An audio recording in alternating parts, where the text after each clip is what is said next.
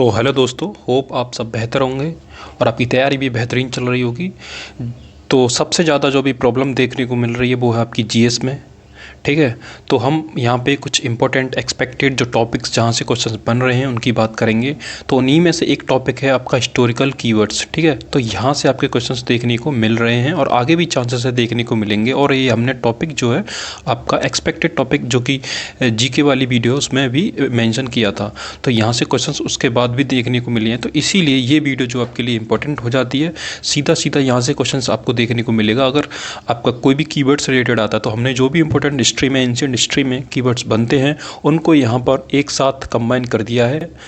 और सबसे बड़ी बात ये है कि ये जो कीवर्ड्स हैं ये क्रोनोलॉजिकली एकदम अरेंज किए गए हैं आपके एकदम एंशिएंट टाइम से, जैसे जैनिज़्म बुद्धिज़्म से स्टार्ट होके मौर्यन एम्पायर, आपके संगम एज, आपकी गुप्ता पीरियड, आपका जो सातवाहन पीरियड, ऐसे करके पूरा क्रोनोलॉजिकली अरेंज किए गए हैं। तो आपको इन्हें याद रखने में काफ़ी हेल्प होगी। और इस वीडियो में हम बात करेंगे जो टर्म्स हैं किससे रिलेटेड हैं, ठीक है, और इनकी जो भी ट्रिक्स बन सकती हैं साथ में हम वो भी बात करेंगे। तो बिना टाइम वेस्ट के शुरू करते हैं। और ये आपकी एक्सपेक्टेड टॉपिक में से ये एक टॉपिक है आपका हिस्टोरिकल कीवर्ड्स। तो ठीक है, हम इसे यहाँ पे शुरू करने जा रहे हैं। और आपको करना क्या है, आपको वीडियो को बड़े ही ध्यान से देखना है, क्योंकि ये वीडियो में ही हो सकता है आपको एंड तक पूरे याद हो जाएं। ठीक है, पूरी कोशिश करेंगे वीडियो के एंड तक आप इन्हें याद कर लो। सिर्फ एक बार आपको वीडियो देखनी है, ठीक है, तो बड़े ही ध्यान से वीडियो को देखना है, बस आपको करना है। बाकी क्लास के एंड तक आपको ये याद हो जाएंगे। ठीक है, तो बिना टाइम वेस्ट की शुरू करते हैं। देखो, पहला आपका टर्म है आजीविका।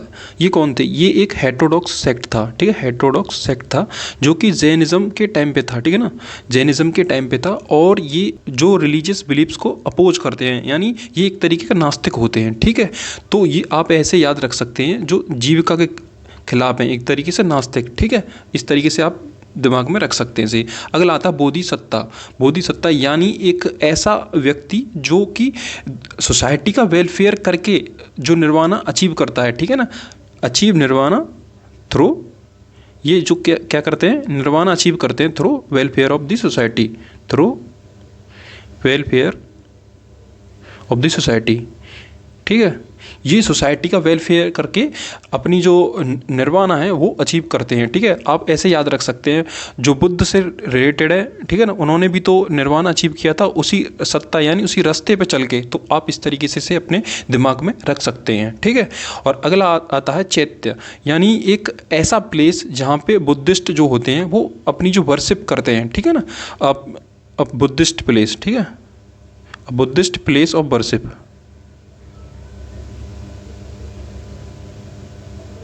जहाँ पे जो बुद्ध होते हैं वो वर्शिप करते हैं, पूजा करते हैं, आराधना करते हैं, उसे चैत्य बोला जाता है। ठीक है, अगला आपका टर्म है कैवल्य। कैवल्य यानी एक तरीके से हाईएस्ट स्पिरिचुअल नॉलेज होती है। ठीक है, जो हाईएस्ट स्पिरिचुअल नॉलेज होती है उसे कैवल्य बोला जाता है। ठीक है, अगला आता आपका निग्रंथ। निग्रंथ यानी जो सबसे फ्री हो, यानी वो जितने भी बंधन होते हैं, सारे बॉन्ड्स होते हैं उनसे फ्री, यानी फ्री फ्रॉम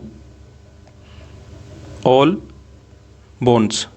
ठीक है, और ये भी आपका जैनिज्म से रिलेटेड है, तो उनकी बात कर रहे हैं, फ्री फ्रॉम ऑल बॉन्ड्स। ठीक है, तो जितने भी बंधन होते हैं उनसे सबसे मुक्ति पा जाना उसे निग्रंथ बोलते हैं। ठीक, तो ये थे आपके जैनिज्म बुद्धिज्म में जो भी इंपॉर्टेंट जो कीवर्ड्स बन सकते थे, तो वो ये थे। ठीक है, इसके बाद बात करते हैं आपकी जो मौर्यन एम्पायर के टाइम पे जो इंपॉर्टेंट कीवर्ड्स होते हैं वो कौन कौन से थे, यानी जो इनके एडमिनिस्ट्रेशन टाइम पे जो यूज करते थे ये, तो वो कौन कौन से इंपॉर्टेंट कीवर्ड्स हैं। ठीक है, तो सबसे पहला आता है सन्निदाता। सन्निदाता यानी जो एक तरीके से जो खजाने को रखने वाला, उन्हें स्टोर करने वाला, उसको सन्निदाता बोलते थे। ठीक है ना, treasurer and keeper of stores, keeper of stores.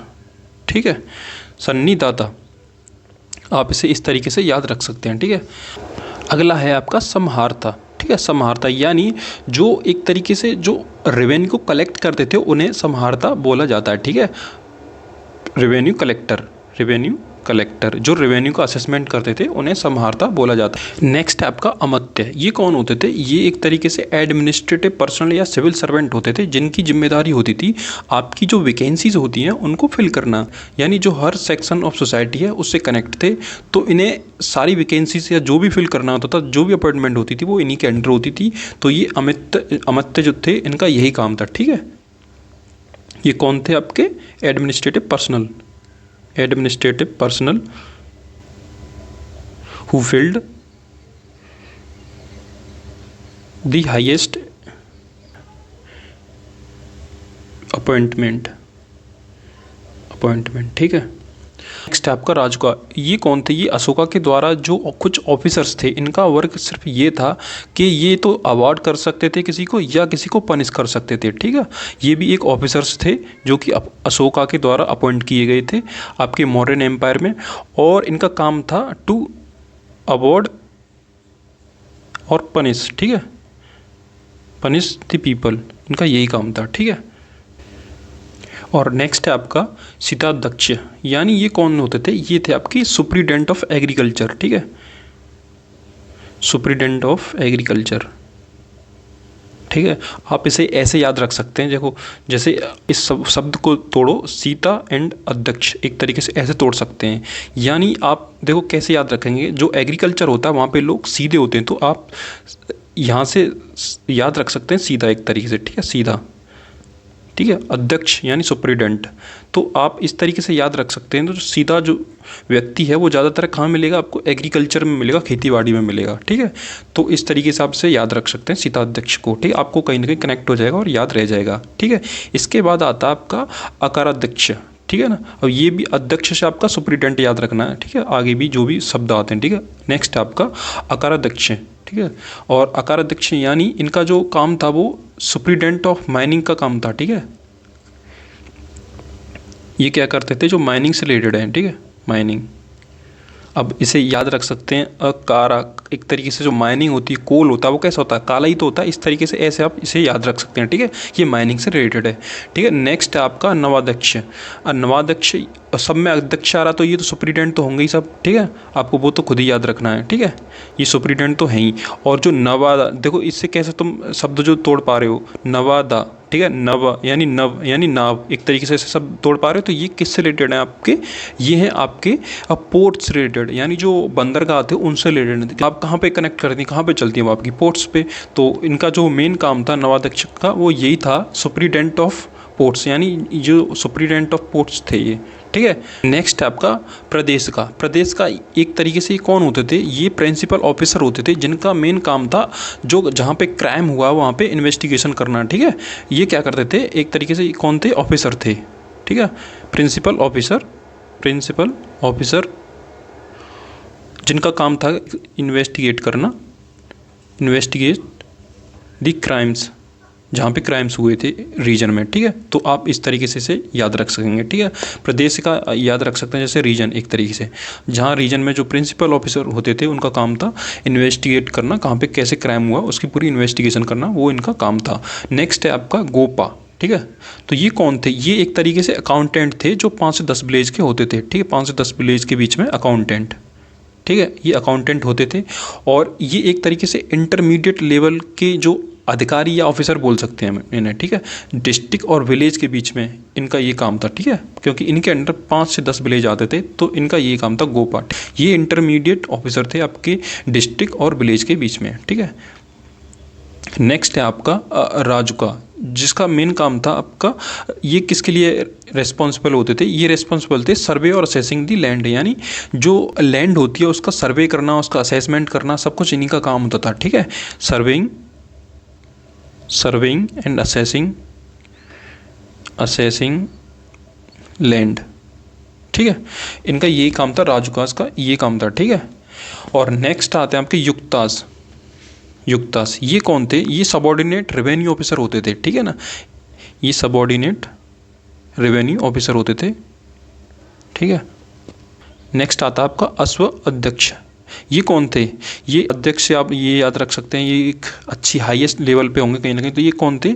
आपके कमांडर होते थे, कमांडर ऑफ कैवलरी, यानी जो पैदल चलते थे ना घोड़ों पे, तो उनके ये कमांडर हुआ करते थे, ठीक है। इससे याद रख सकते हैं अश्व से। अश्व यानी क्या होता है? हॉर्स, ठीक है। हिंदी में अश्व का मतलब होता है घोड़ा, तो इसका मतलब हॉर्स, यानी जो पैदल चलते थे ना घोड़ों पे, तो ये वही आपके कमांडर ऑफ कैवलरी होते थे, ठीक है। इसे आप याद रख सकते हैं, कमांडर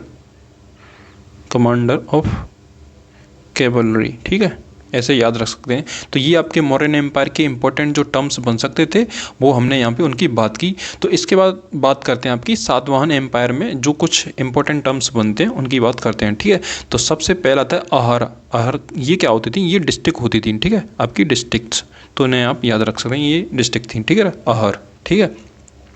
उसके बाद आते हैं अमत्य, यानी जो अमत्य कौन थे? जो डिस्ट्रिक्ट में रूलर होते थे उन्हें अमत्य बोला जाता था, रूलर ऑफ डिस्ट्रिक्ट। ये इजी हैं, आप इन्हें ऐसे याद रख सकते हैं, इनकी क्या ट्रिक बनाओगे, ठीक है ना, जहाँ पे पॉसिबल होती है मैं बता देता हूँ, ठीक है। और नेक्स्ट है आपका गंधिका, यानी ये कौन थे? गंधिका, गंध से क्या याद आता है आपका? कहीं ना कहीं गंध खुशबू से रिलेटेड है।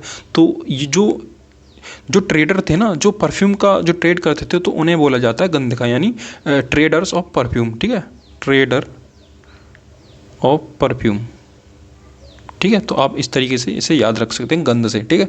तो ये आपको याद रहेगा। सातवाहन के बाद आती है आपकी गुप्ता डायनेस्टी, गुप्ता पीरियड, ठीक है। तो इसमें कौन कौन से आपके इंपॉर्टेंट बनते हैं वो हम बात करेंगे, ठीक है। तो सबसे पहले था महाबलिधिकृता, ठीक है, सबसे पहले था महाबलिधिकृता। देखो नाम थोड़े इनके अजीब हो सकते हैं, हो सकता है आपको नाम लेने में भी दिक्कत आए, लेकिन कोई दिक्कत नहीं, आप इन्हें वर्ड को तोड़ तोड़ के याद रख सकते हैं, या सिंपली जैसे भी याद रखना चाहें रख सकते हैं, ठीक है। महाबली का जैसे नाम से क्लियर, महा, ये कोई मतलब बड़ी हाईएस्ट कोई पोजीशन होगी, तो ये कौन थे? कमांडर इन चीफ, ठीक है, ये कमांडर इन चीफ होते थे, ठीक है। नेक्स्ट है आपका महादंडनायका। अब दंडनायका से आप कोई महा, ठीक है, ये कोई हाईएस्ट पोजीशन है। दंडनायका, दंडनायका, डंडा से क्या याद आता है आपको? जब किसका डंडा चलता है? सुप्रीम कोर्ट का डंडा चलता है, कभी चलता है हाई कोर्ट का डंडा चलता है, तो ये कौन होते थे? आपके चीफ जस्टिस होते थे उस टाइम के, ठीक है, चीफ जस्टिस। तो आप इसे ऐसे याद रख सकते हैं, ठीक है। नेक्स्ट है आपका दंडपासिका, दंडपासिका, यानी अब ये भी देखो कहीं ना कहीं दंड है, इसमें डंडा इसमें भी है, इसमें भी है, लेकिन इसमें महा था, तो आप चीफ जस्टिस से याद रख सकते हैं, इसमें कुछ नहीं है ऐसा, ठीक है। तो इसमें ये कौन होते थे? ये थे आपके हेड ऑफ पुलिस डिपार्टमेंट, ठीक है, हेड ऑफ पुलिस डिपार्टमेंट। तो पुलिस डंडा, इसे भी आप ऐसे याद रख सकते हैं, ठीक है। नेक्स्ट है आपका भुक्ति और देसाई। ये क्या थी? ये थे आपकी प्रोविंस, जैसे एक तरीके से प्रोविंशियल काउंसिल होती है ना, जैसे हमारा देश आज़ाद हुआ था उस टाइम जो प्रोविंस काउंसिल थी ना, इसी तरीके से ये थी, जैसे हैदराबाद वगैरह थी आपकी, जूनागढ़ था, तो ऐसे इस तरीके से प्रोविंस काउंसिल जो बनती थी, ऐसे ही ये थी भुक्ति और देसा, ठीक है। इसके बाद बात करते हैं आपकी संगम एज, ठीक है। तो संगम एज में कौन कौन से इंपॉर्टेंट आपके जो कीवर्ड्स बनते हैं उन्हें बात करते हैं। तो सबसे पहला टर्म था आपका संगम। संगम ये कौन होते थे? असेंबली होती थी, जो लिटरेरी फिगर्स होते थे, जो पीपल होते हैं, उनकी असेंबली को ही बोला जाता संगम, ठीक है। इन्हें आप संगम नाम से ही क्लियर है, ऐसे याद रख सकते हैं, असेंबली ऑफ लिटरेरी फिगर्स, ठीक है। नेक्स्ट है आपका वरी। ये क्या था? ये एक तरीके का टैक्स था, टिप, सिंपल ये याद रख सकते हैं, वरी, ठीक है। वरियाल ये कौन होते थे? जो इस टैक्स को कलेक्ट करते थे उन्हें बोला जाता वरियाल, यानी टैक्स कलेक्टर थे, टैक्स कलेक्टर, ठीक है। और नेक्स्ट आपका कोरई, ये कौन थे? ये थे आपके जो लैंड टैक्स होता था ना, उसको बोला जाता कोरई, ठीक है। अभी हम आगे अभी सारे जितने भी टैक्स जिस टाइम लिए गए हम, जैसे मौर्यन एम्पायर के टाइम या चोला एम्पायर या संगमीज के टाइम, उन टैक्स की एक साथ हम बात करेंगे, तो ये ठीक है, आगे हम बात करने वाले हैं इसी वीडियो में, ठीक है। तो नेक्स्ट बात करते हैं आपकी चोला एम्पायर। तो चोला एम्पायर में जो इंपॉर्टेंट टर्म्स बने थे आपके, ठीक है ना, तो वो ये हैं, जैसे विल्लाला। विल्लाला ये कौन होते? जो खेती बाड़ी करते थे, यानी जो ये कौन थे? एग्रीकल्चरिस्ट थे, ठीक है। और नेक्स्ट आपका उदनकुट्टम। उदनकुट्टम ये थे आपके एक तरीके से ऑफिसर बोल सकते हैं, हायर ऑफिसर, ठीक है। नेक्स्ट है आपका मंडलम। मंडलम ये कौन? ये एक प्रोविंस को बोला जाता है मंडलम, ठीक है, मंडल एक ऐसे याद रख सकते हैं, ठीक है। वेलंदु ये क्या है? ये डिस्ट्रिक्ट है, इसे डिस्ट्रिक्ट को बोला जाता है, ठीक है। नेक्स्ट आपका नाडू या कोट्टम, ठीक है, नाडू कोट्टम, ठीक है। ये क्या थे? ग्रुप ऑफ विलेजेस को नाडू कोट्टम बोला जाता है, ठीक है।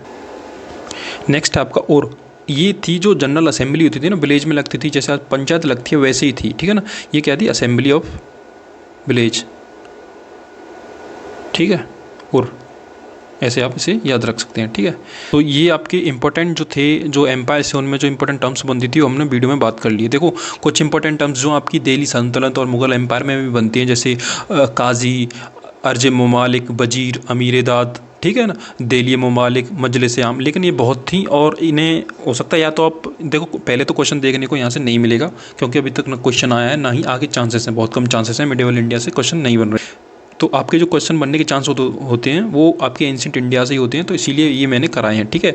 और इसके बाद हम बात करते हैं कुछ जो इंपॉर्टेंट टैक्सेस जो लगाए थे ना आपके जो अलग अलग एम्पायर के टाइम, तो उनकी बात करते हैं। कुछ इंपॉर्टेंट जो टैक्सेस हो सकते हैं आप उन्हें याद रखना, ठीक है। कि tax levied under different empires, ठीक है। तो इनको आप याद रखना जो भी टैक्स थे आपके, ठीक है।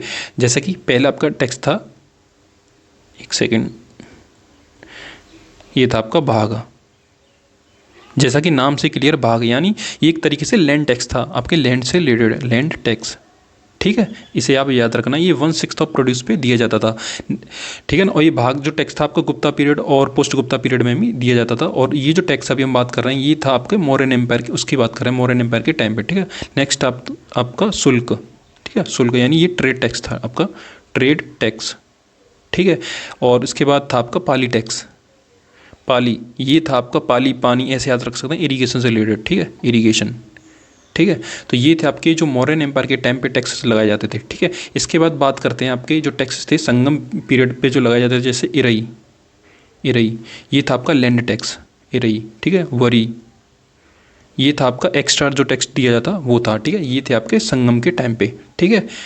नेक्स्ट आपका गुप्ता के टाइम पे जो मैंने बता दिया भाग, एक था भोग, भोग ये क्या था आपका जो गिफ्ट टैक्स थे ना, गिफ्ट या फोर्स्ड एक तरीके से ज़बरदस्ती टैक्स दिलवाया जाता था लेबर से, ठीक है। ये था आपका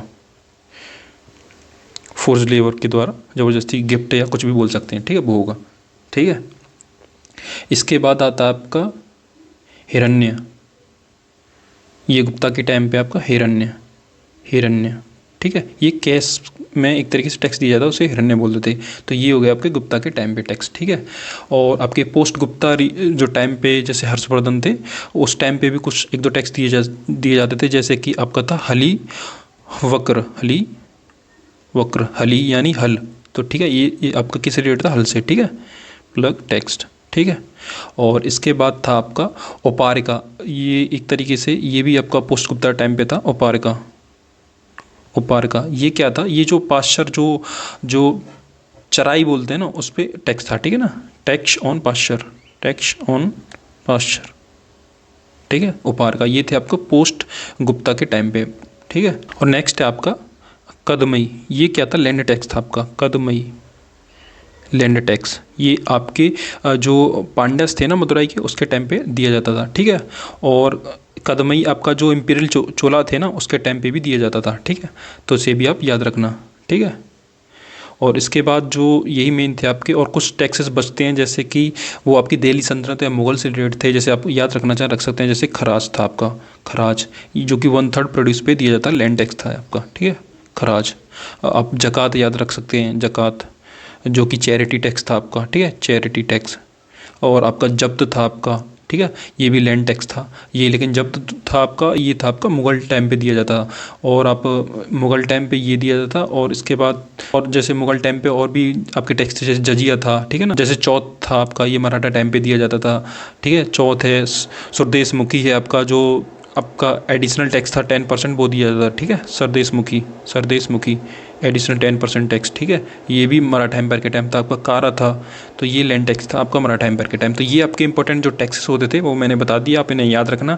जो इंपॉर्टेंट कीवर्ड जहाँ से आपके क्वेश्चंस बन सकते हैं वो भी हमने इस वीडियो में बात करी, ठीक है। जो जो एम्पायर से आपके बन सकते हैं तो इन्हें आप बहुत अच्छे से याद रखना, और आपको ये याद भी हो जाएंगे। तो और बाकी आपका कोई डाउट है तो वो आप कमेंट सेक्शन में बता सकते हैं, और बाकी वीडियो को लाइक कर दें, ठीक है, वीडियो को लाइक कर दें और चैनल को सब्सक्राइब जरूर कर लें, जिससे मुझे भी पता चले कि हाँ ये जो वीडियो है आप देख रहे हैं और आपको काफ़ी हेल्पफुल हो रही है। और आगे जो भी इंपॉर्टेंट वीडियो होती है, अपडेट होती है, वैल्यू एडिशन होता है, मैं आगे भी ऐसी वीडियोस लाता रहूँगा। तो चैनल को सब्सक्राइब कर लें, क्योंकि यहाँ से जो मैं जो आपकी सीरीज़ चला रहा हूँ जीके की, ये आपके आने वाले जो भी अब सीजी चल रहा है या आगे नेक्स्ट आपका CPO, CHSL, MTS, Delhi police, आप जिस भी एग्जाम की तैयारी कर रहे हैं सब में यहाँ से आपको नेक्स्ट टाइम जो क्वेश्चंस हैं देखने को मिलेंगे। तो आप इन चैनल को सब्सक्राइब कर लें और एकदम चैनल से जुड़ जाएं, क्योंकि यहाँ से आपको जो है इंपॉर्टेंट सीधे क्वेश्चन देखने को मिलेंगे। देखना मैं ऐसी सीरीज़ चालू रखूँगा, आपका अगर रेस्पॉन्स अच्छा रहता है तो ठीक है। तो चैनल को सब्सक्राइब कर लेना, ठीक है।